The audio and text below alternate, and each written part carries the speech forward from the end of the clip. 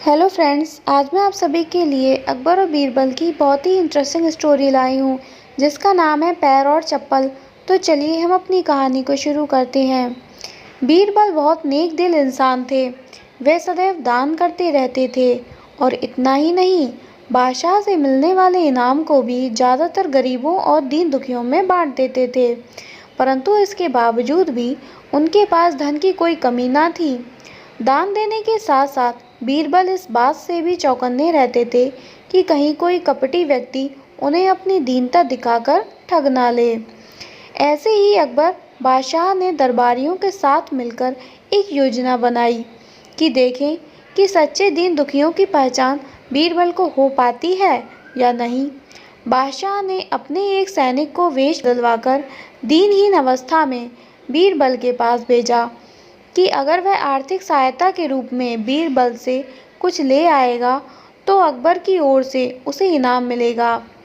एक दिन जब बीरबल पूजा पाठ करके मंदिर से आ रहे थे तो वेश बदले हुए सैनिक ने बीरबल के सामने आकर कहा कि हुजूर दीवान, मैं और मेरे 8 छोटे बच्चे हैं जो 8 दिनों से भूखे हैं।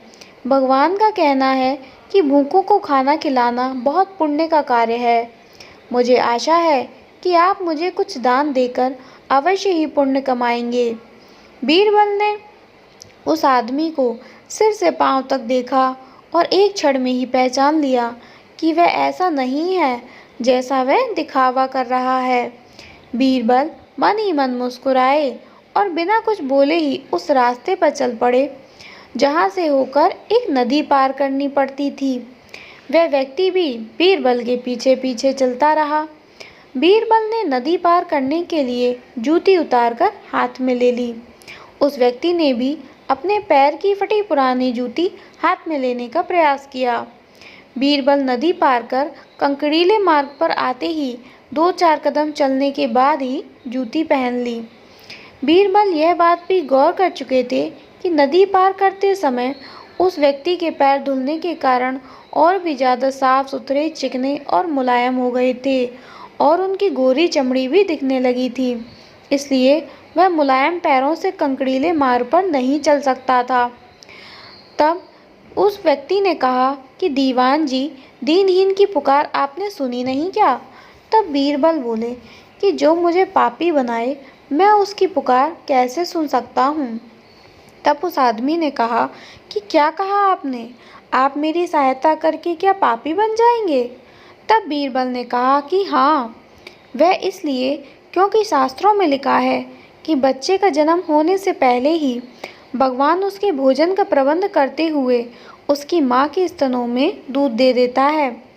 उसके लिए भोजन की व्यवस्था भी कर देता है। यह भी कहा जाता है कि भगवान इंसान को भूखा उठाता है पर भूखा सुलाता नहीं है। इन सब बातों के बाद भी तुम अपने आप को 8 दिनों से भूखा कह रहे हो। इन सब परिस्थितियों को देखते हुए यही समझना चाहिए कि भगवान तुमसे रुष्ट है और वह तुम्हें और तुम्हारे परिवार को भूखा रखना चाहते हैं। लेकिन मैं उसका सेवक हूँ। अगर मैं तुम्हारा पेट भर दूँ तो ईश्वर मुझ पर भी रुष्ट होगा। मैं ईश्वर के विरुद्ध नहीं जा सकता। ना बाबा ना, मैं तुम्हें भोजन नहीं करा सकता क्योंकि यह सब कोई पापी ही कर सकता है। बीरबल का यह जवाब सुनकर वह चला गया। उसने इस बात की बादशाह और दरबारियों को सूचना दी। बादशाह अब ये समझ गए थे कि बीरबल ने उसकी चालाकी पकड़ ली है। अगले दिन बादशाह ने बीरबल से पूछा कि बीरबल, तुम्हारे धर्म कर्म की बड़ी चर्चा है पर तुमने कल एक भूखे को निराश ही लौटा दिया, ऐसा क्यों? तब बीरबल ने कहा कि आलम पनाह, मैंने किसी भूखे को नहीं बल्कि एक ढोंगी को लौटा दिया था और मैं यह बात भी जान गया हूँ कि वह ढोंगी आपके कहने पर मुझे बेवकूफ़ बनाने आया था। तब अकबर ने कहा कि बीरबल, तुमने कैसे जाना कि यह वाकई भूखा न होकर कोई ढोंगी है? तब बीरबल ने कहा कि उसके पैरों और उसके पैरों की चप्पल को देखकर। यह सच है कि उसने अच्छा भेष बनाया था मगर उसके पैरों की चप्पल कीमती थी। बीरबल ने आगे कहा कि चलो मान लेते हैं कि चप्पल उसे भीख में मिल सकती है, लेकिन उसके कोमल मुलायम पैर तो भीख में नहीं मिल सकते ना। वो इतने कोमल थे जिनकी वजह से वह कंकड़ की गड़न को भी सहन नहीं कर पा रहा था। इतना कहकर बीरबल ने बताया कि किस प्रकार उसने उस मनुष्य की परीक्षा लेकर जान लिया कि उसे नंगे पैर चलने की भी आदत नहीं है। वह दरिद्र नहीं बल्कि किसी अच्छे कुल का खाता कमाता पुरुष है। तब बादशाह बोले कि क्यों ना हो, वह मेरा एक खास सैनिक है। फिर बहुत प्रसन्न होकर बादशाह ने कहा कि सचमुच बीरबल, मान दौलत तुमसे बहुत खुश हुए। तुम्हें धोखा देना आसान काम नहीं है। बादशाह के साथ साजिश में शामिल हुए सभी दरबारियों के चेहरे बुझ गए। तो दोस्तों, हमारी ये कहानी यहीं ख़त्म होती है। आप लोगों को मेरी कहानी कैसी लगी, प्लीज़ कमेंट बॉक्स में ज़रूर बताइएगा।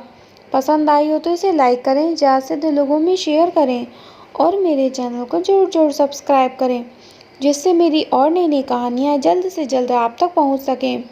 आज के लिए इतना ही। कल फिर मिलूँगी एक नई कहानी के साथ। तब तक के लिए धन्यवाद।